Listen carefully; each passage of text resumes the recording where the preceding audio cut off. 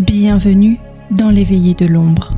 À la lueur d'une flamme vacillante, nous ouvrons le grand livre des légendes oubliées. Ici se murmurent les histoires sombres du folklore français. Récits mystérieux, contes inquiétants et silhouettes qui rôdent dans la nuit. Préparez-vous, car certaines de ces histoires pourraient bien ne pas être que des légendes.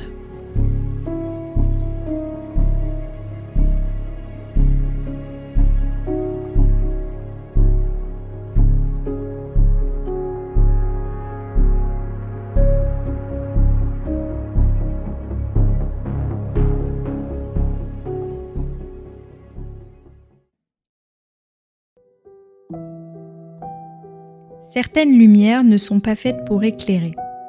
Certaines flammes ne révèlent pas ce qu'elles devraient. Et parfois, elles guident ceux qui s'aventurent trop près vers leur destin. Au cœur du Tarn, le château de Mauriac cache un ancien secret. On raconte qu'une lanterne suspendue dans le donjon apparaît certaines nuits, et qu'elle est liée à une sombre histoire de pendaison. Nous sommes au XVIIe siècle. Un condamné pour meurtre est pendu dans la cour du château. Mais la nuit suivante, les gardiens voient une lueur tremblante dans le donjon. La lanterne du pendu. Elle se balance, immobile dans l'air, projetant une lumière blafarde et vacillante sur les murs. On raconte que la lanterne n'est pas portée par un brin humain. Elle semble flotter seule. Et ceux qui la regardent trop longtemps ne voient plus leur reflet dans les miroirs.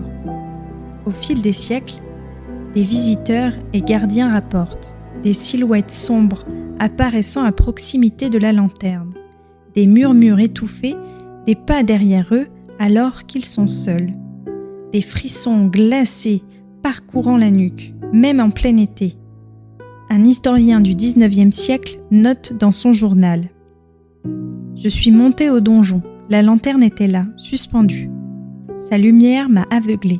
Quelques secondes, et j'ai cru voir derrière elle le visage du pendu, me fixant. » Au XXe siècle, un couple de chercheurs de fantômes tente de filmer la lanterne. Ils enregistrent une flamme qui se déplace seule, des ombres glissant sur les murs et un souffle glacé qui semble murmurer leur nom. Le lendemain, le caméraman tombe gravement malade et la jeune femme raconte avoir entendu un rire lointain dans le château vide. La légende se renforce. La lanterne du pendu n'apparaît qu'aux imprudents et ceux qui osent déranger le repos du condamné. Aujourd'hui encore, la lanterne est aperçue par des visiteurs nocturnes. Certains disent que sa flamme est blanche, d'autres rouge sang, que si vous vous approchez trop, vous entendez des chaînes et le craquement d'une corde comme si le pendu marchait derrière vous.